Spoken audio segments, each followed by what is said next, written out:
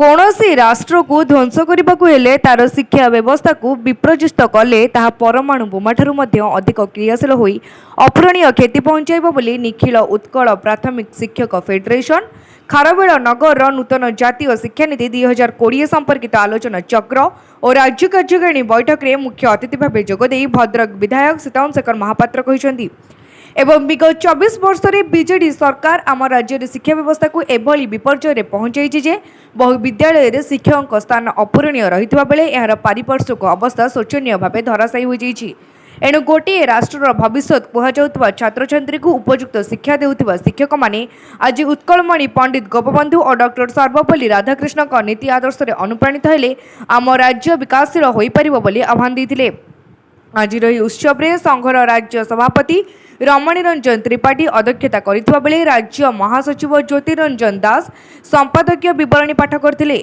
शेख अब्दुल खलीफ अतिथि परिचय पर पूर्वतन महासचिव त्रिलोचन नायक राज्य उपसभापति गोविंद चंद्र राउत ओष्ठ संघर भद्रक जिला सभापति शशिशेखर करशर्मा भद्रक जिला सभापति बिंबाधर सेनापति संघ पक्षर यशस्वी प्रधानमंत्री नरेंद्र दामोदर दास मोदी और मुख्यमंत्री मोहन चरण माझी निकटरे एक 5 दफा संबलित दाबीपत्र विधायक जरिए प्रदान करा जायतिला।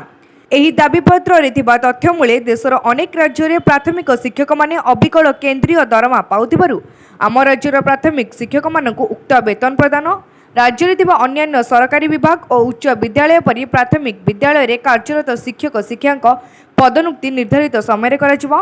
प्राथमिक विद्यालयर भित्तिभूमि को सुदृढ़ कराजिबा प्रति विद्यालय रे आवश्यक शिक्षक नियुक्ति कराजिबा।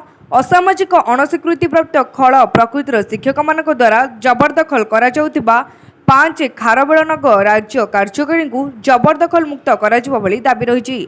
शेषरे भद्रक जिला साधारण संपादक रंजन कुमार महांती धन्यवाद अर्पण करथिले। भद्रकरू पुनील कुमार सामंत रिपोर्ट तीर्थक्षेत्र लाइव।